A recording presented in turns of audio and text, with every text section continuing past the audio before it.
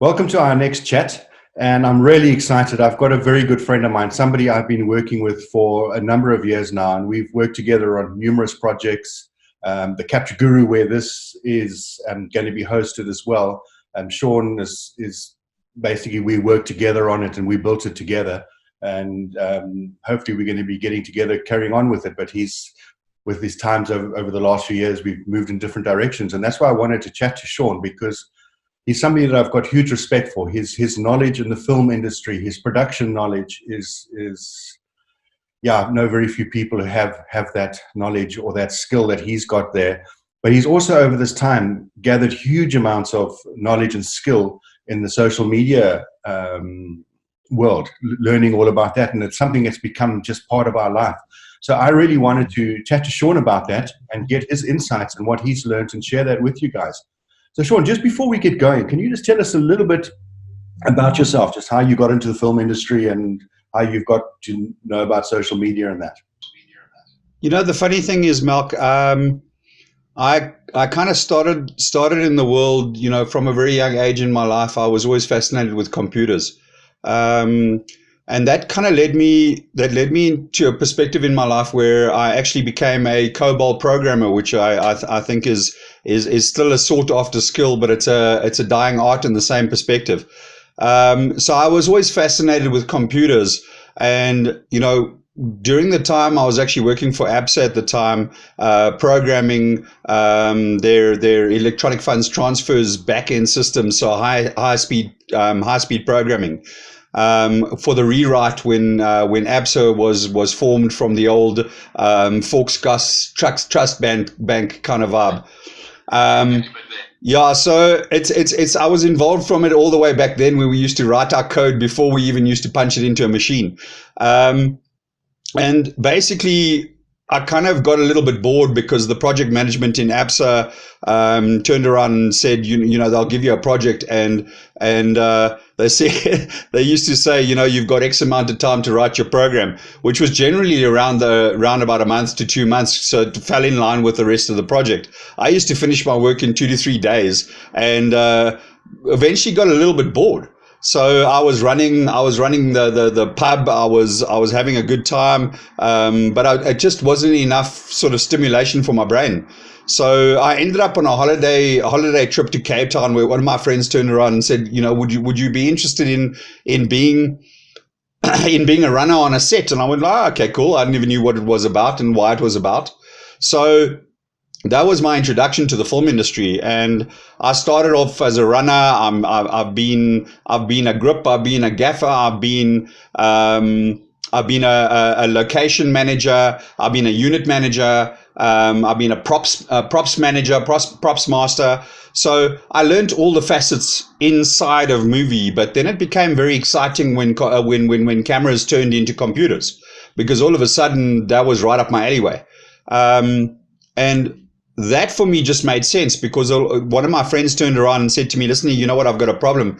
I'm trying to render a whole bunch of graphics, but I've got a machine that's just not able to do it. So at the time, one of the 3D applications, they needed to set up a render farm. So because of my knowledge in pipelines and how to deal with data, I started getting involved in the back end. The back end of how cameras affect the pipeline. Because if you think about it, nowadays, for instance, if you're shooting a very high end, high speed, high frames per second shoot, you're generating terabytes of data on a daily basis. But the problem is it's got to go from the camera, and it's going to go into a workflow system, so that they can basically shut down the set so that everything is backed up and triplicated before they can move on to the next set. So I really got involved in what a camera can do and why a camera can do what it does. So then I also got involved with another company which assisted me in becoming a lighting technician from a camera perspective. So how to load the correct LUTs when I say a LUT is a lookup table. A lookup table is a set of values that you can put into the camera to give it a certain look and feel, so that you're getting more what you want to be seeing at the end of the day, which shortens the post-production process that you're looking at in the end of the day. So from that perspective, I've done over 20 years in the film industry, but about 4 or 5 years ago, I landed up with an advertising agency, a worldwide ad agency that ran very big contracts for companies in Africa. So I was their head of production. So I ended up working very, very closely, and our main contract was Vodafone Africa. So with Vodafone Africa, we had to take care of one of our responsibilities was taking care of all of their social media. So I learned a hell of a lot working with that, and I learned very different skill set from being on set, because I was now in an advertising agency and I was dealing with the people that I was always dealing with on the other side that frustrated the hell out of me, and I'd become one of them. So I then went from that perspective and I started having a look at why is social media becoming so powerful, and why did it work so well for Vodafone Africa, to the point where Facebook actually approached us and said, you guys are doing this right. You're doing this right. Can we invite you guys to a seminar to basically teach you guys about how our algorithms work and why we think about things? And from there, it sort of progressed into me then becoming a content media provider. So my focus is utilizing all of my skills that I've learned over the years. I still am a photographer. I still am a videographer. I still am an editor. I do motion graphics. But I also run accounts for large brands. So, for instance, Gold's Gym, Rally South Africa, Seif Randburg. So we basically working on big accounts, and what we do is we create content. We provide messages, and we then showcase how to get that across multiple platforms. So when I say multiple platforms, I mentioned to you last week, we had a conversation, and that's actually probably why I'm in this room right now, is the fact that the advertising boards and the guys that do the statistics running across successful campaigns worldwide, they have come across and said the companies that are being the most successful on their advertising campaigns are no longer the companies that start with a commercial. So they start a commercial, and in the old days, they used to start a commercial, but what did you have? You had radio and you had television. So that was it. Now we have all of these different channels. So the companies that are running the very, very best campaigns are utilizing minimally 7 different channels of output. So those 7 different channels of output hypothetically could be Instagram, Twitter, Facebook, radio, television, news, print, billboards, to give you an idea. So to run a successful campaign, you need to start not with an idea that is for television. You need to start with a theme that is a message that you want to convey across 7 different mediums. So Sean, I believe you just picked up some new accounts that you're going to be working on. Yeah, Malcolm, it's quite exciting. In the last month, I've started working with Gold's Gym South Africa. I've started working with Rally South Africa. I've also been dealing with Seif. So that's pretty exciting. And there's a couple of new clients that I've also pitched on. So it's very exciting. Coming from a Vodafone perspective and working with such large brands is very exciting. Yeah. And yeah, it's going to be exciting to see how you've actually managed to pick those accounts up and get them going, and looking maybe in a few months' time and see where they are. But yeah, would you say, Sean, then people really have to rethink the way they're marketing now? If you're marketing now for Gold's Gym, so if you're going in, you're not getting a brief saying, right, we need to market, we need to get a TV campaign and a print campaign out. You're looking back and saying, no, how are we doing the communication? And from there, building it on, which eventually would lead to something like that. Am I correct? Absolutely. Typically in the old days, there would only be one advertising agency that's involved. Nowadays, if you have a chat to any of those advertising agencies, they'll probably tell you the client will approach them. What they're doing then is they're farming it out to specialists in their specific fields. So what's basically happened, and how I've noticed it is I go in from the top level perspective. I will still, if something is too big for me, I still farm it out to the relative agencies. So if there's a social media specialist, if there's an advertising agency that's going to be doing the television commercial. But what is basically missing is one concentric place which deals with the client. So that is what is important, because your message is the most important, and that theme that I'm trying to tell you, that trend that I'm trying to tell you, is the most important thing in an entire campaign. And secondly, the most important thing is a lot of people are making the huge mistake of repeating the same content across multiple platforms.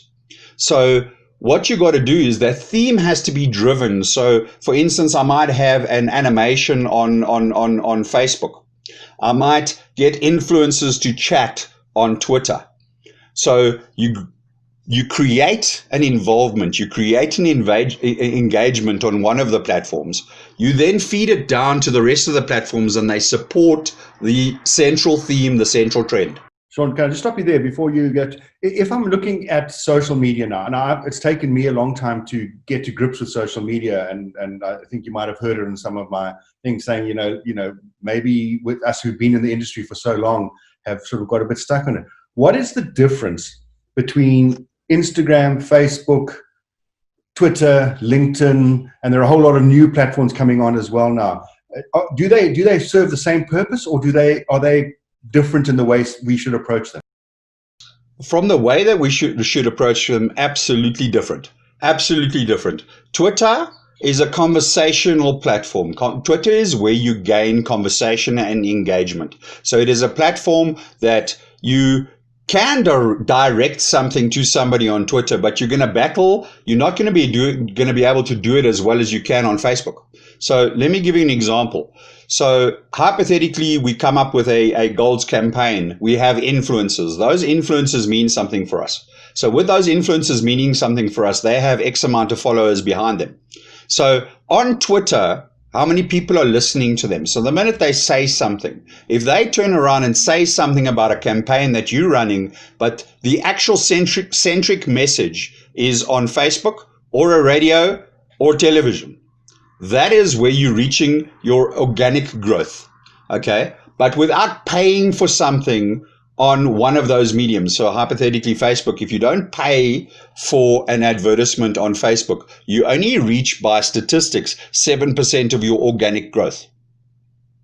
So basically what you're doing is you're utilizing different platforms to feed the platforms that are going to have your most growth for you.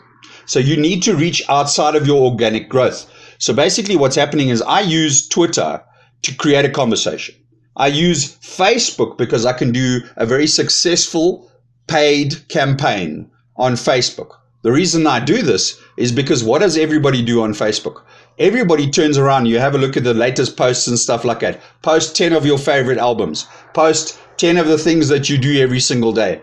Facebook is gathering information about you that has created the most perfect personality for a marketing campaign. So when you do your marketing campaign and you pay for advertising, if you structure it correctly, you can target exactly the right market that you want to reach. Then what you do is, so you've got this main message on Facebook, for instance. You then take it and all of your wonderful imagery that is related to that specific campaign then starts going on to Instagram. And Instagram starts building, because remember, Instagram is individual centric. It's not like Facebook. People don't share things on Instagram. They talk about themselves. So that is a bounce back. It's a bounce back because if you're utilizing somebody that's got 1 million or 2 million or 3 million followers on Instagram, everybody's going to notice. So you don't want to give them too much information on Instagram. You want them to be interested in going back to your main campaign. Does that make sense to you?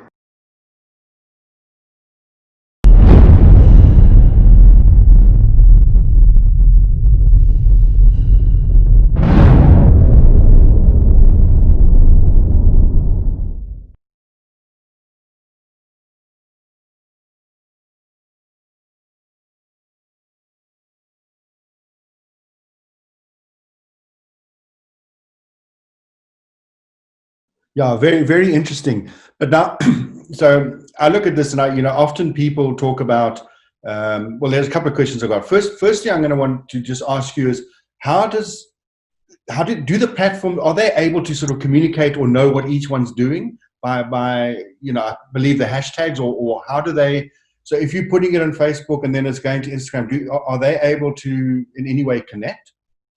Well, you know what? The very interesting thing is, firstly, engagement is the holy grail of social media. People talking about something is the most important thing that can possibly happen. That for me, hashtags are so important, and the reason being, if you think about Twitter, firstly, Twitter, you can you can basically search a topic based upon a hashtag. Okay, so it is so important. So, if for instance, if I'm doing social media for a company in Sandton or Cape Town for that matter, and I want somebody to know something about that company, I will make sure that I've got a notepad open file of minimum 20 hashtags relative to the location alone. Relative to the location alone. The reason I say this is because you post those locations. Most people, when they post where they are. When they post where they are, they then start getting fed the information. So without paying for content, you're getting organic growth based upon people just because of where they are. Secondly, Facebook is not that strong on the hashtag, but people use it and it is important. But where it becomes important is if you use the hashtags across multiple platforms. When it comes to Instagram, you can actually follow, like literally as you follow a person, you can follow a hashtag. Sure, it's interesting. So, sorry, yeah, no, carry on. Yeah. So basically what I'm saying is hashtags are the most important thing that you can do from a social media perspective. Obviously, there are other important things like influencers. Influencers are massively important. But you know what? Once you've gotten going and you've got an audience, once you have an audience, then you've got to start outwardly looking at things like location. What do the different people that you haven't reached? So, you've built up a base, but then why are you not reaching this area in this country? So that's where hashtags become very important. Yeah, it's actually a complete mind shift. I've been looking, and I was mentioning to you yesterday when we were chatting just before we came on, and I was mentioning how we actually control our followers and who follows us, and the whole, how can I put it, social media environment that we're working in. And the difficulty I'm having, and I think a lot of people have, is the actual understanding of where you place your content and how you control that content. And what you're saying almost is that the role of an ad agency is almost changing. That absolutely, very different. It's not, an ad agency, and yes, content is king, but how does one control that content across all these different platforms and keep it to a point where you're sending out the right message and the same message, but never the same, but what never the same content. Never the same content, exactly. Yeah, because you don't want to repeat content. You seriously don't want to repeat content because the most dangerous thing that can possibly happen in the world is if you create this great theme, this great message, and this great campaign, but then you go and repeat that campaign across multiple platforms. So what happens is if somebody, and I do it, is I belong to all of the platforms. So if I see a message and it's exactly the same on Instagram, Facebook, and Twitter, I start turning your feed off. I start turning a specific feed off. So I'll only watch you on one platform.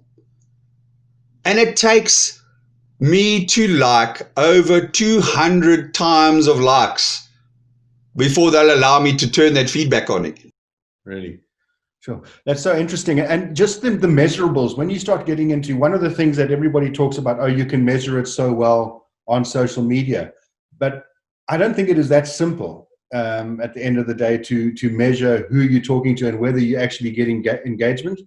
So how do you measure your Facebook or your Twitter or your social media? Yeah, absolutely, Malk. I think that is very, very important. As the most important thing in social media is return on investment. So in the past, we never really knew that with television and radio. So now social media has become return on investment is the most important subject that when you walk into a meeting, they've got key performance indicators and they got return on investment. So they want to know, what are you going to offer them, and how quickly are you going to offer them, and how are you going to do it, and then how are you going to showcase what you've done. So from my perspective, I have multiple tools that I use. Facebook is definitely, you've got the most power to measure. So that is why, once again, we come into the importance of why it's important to use multiple platforms. So Instagram, because it's centric to individualism, it's very different. It's very different to measuring. You have tools that measure Instagram, but from a Facebook perspective, because we've got such a good picture of who you are, I will know when you're engaged with my post, a specific post. So I can tell what time of day. So for instance, I recently did a study for SEAF, and we came across the weirdest fact. And the weirdest fact was, looking over the last 3 years, when was the biggest time that users were engaged with their posts and engaged with their Facebook page? And it happened to be at 4 a.m. in the morning on a Thursday. So the most important thing, and that's just weird, because it's like, what, are these very active people that are getting up to go and do their morning exercise, but they don't have a lot of time in their hands, but they wanted to look at properties and they wanted to be ready for the weekend so that they could go house hunting. But that's the important part that you need to know is the people, if you post and just spam information, you are relatively just pushing information at your audience. You have to think about what your audience does and who they are, and when you post, and that is very, very important. So you play with different posting times. So also, quantity over quality is not relative. You have to do quality. Quality is Facebook has, according to their algorithms, their ultimate posting frequency is 4 to 8 times a month. So either once a week or twice a week. Then you play with the time. Look, that differentiates for different industries. For instance, I'm dealing with Gold's Gym right now. But Gold's Gym, because it's such a wide-reaching concept, we have got exercise, we've got nutrition, we've got lifestyle. So that same formula works according to me, but I do one recipe a week. I do one smoothie a week. You get where I'm going with that. So it's different content, but you don't do 5 recipes a week. You'll do one recipe, but you might have 5 Gold's Gym posts going out a week. So absolutely. So that's really interesting, because now we're getting to content, and that's something that for me is, maybe Facebook is a bit of a difficult one to understand, and all the social media is because people are just posting like crazy. They're going on, and it doesn't look great a lot of the times. It's not well done. It's not well executed. Do you think that's going to start changing, where people are going to now start looking for well-crafted social media posts, and the way designers are... Sorry. It already has changed. That's a while ago already. What's basically happened is, because of the amount of, and excuse my using the word crap that's out there, people have just gotten used to the fact that, firstly, there's 2 statistics that are very interesting. On a mobile phone, you've got 1.7 seconds to grab somebody's attention while they are flipping through their page. You've got 1.7 seconds to grab their attention. So therefore, text-heavy posts, nobody pays attention to.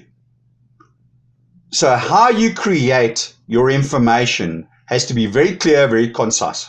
Secondly, on a desktop computer, that goes to 2.5 seconds.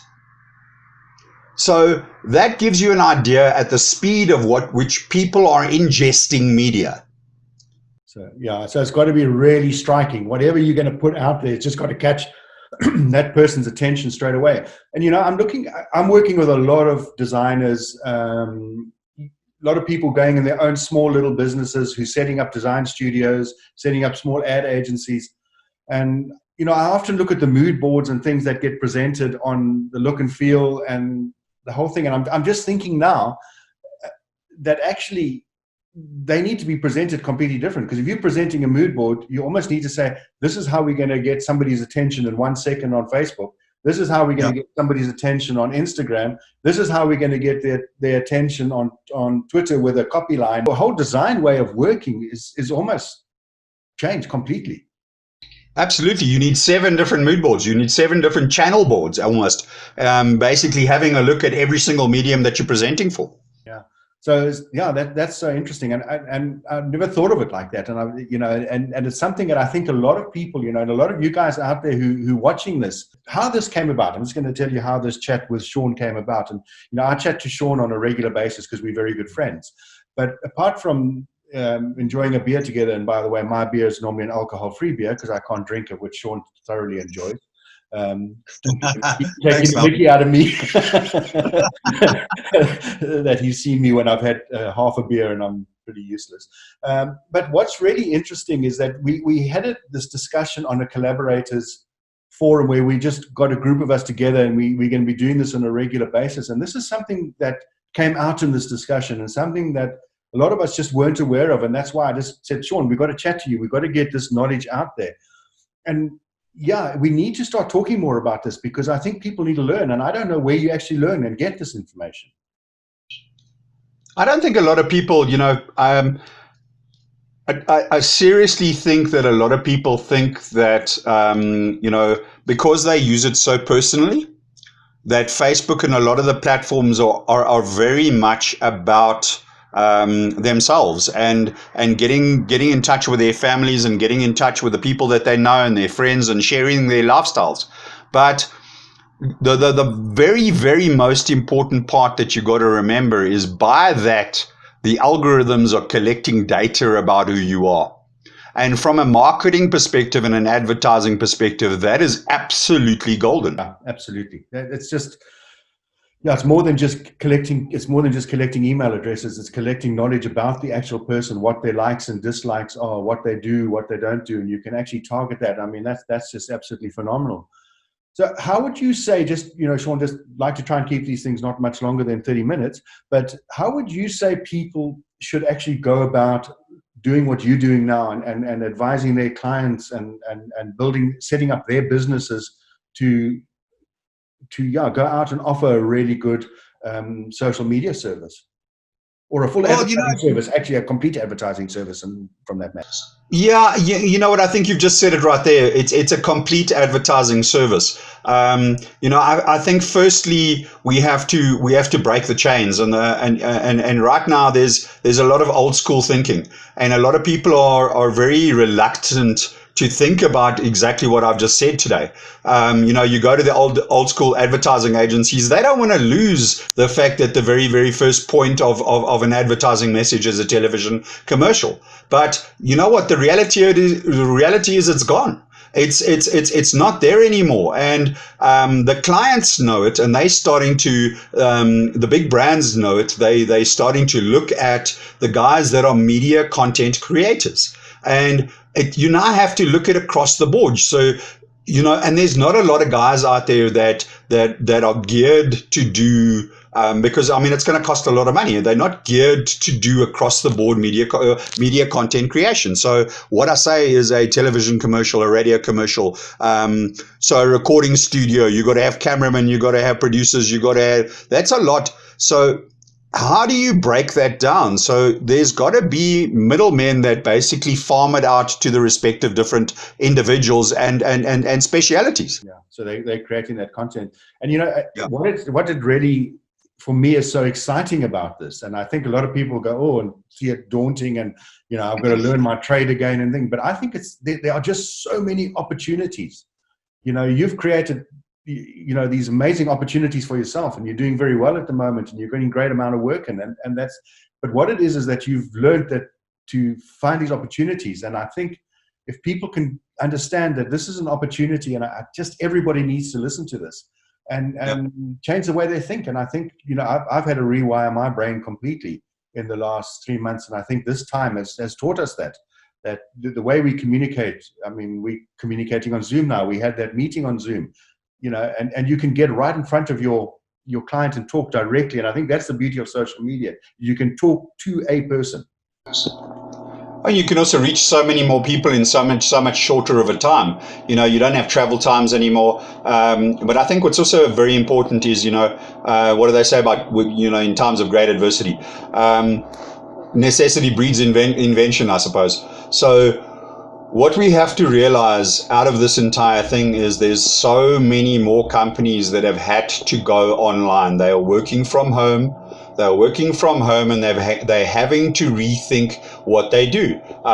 You know, for instance, I can tell you very, very simply, 3 or 4 of my clients were not typically online businesses. And all of a sudden, we're building online shops. We're selling their products online. They've realized that their only marketing tools is reaching people via social media. So that for me has become, that's probably why I'm getting a lot busier. You know, based upon the fact that, you know, necessity is out there. The guys need digital specialists. They need exactly what the people inside of the collaborators group can do. That's what we do. Is we are digital specialists. So it's I think the most important part out of this entire conversation is, with regards to the collaborators group, we're a group of people that can offer these services. We can offer media. We can present media to the world that is in desperate need of it right now. Yeah. Well, look, John, I can't say it any better than what you just said it now. So yeah, I'm just going to end off on that note. And thank you so much for your time. And yeah, guys, just there is so much to learn. And the fact that there's so much to learn just simply means there's so much opportunity. There is huge opportunity out there. So really, let's get together and let's do this together, because there's enough for everybody to go around. And if we work together, we can really, really do well. So Sean, man, it's really been great chatting to you. And this knowledge is just, yeah, wonderful. And it's going to be great for everybody. So thank you very much for your time.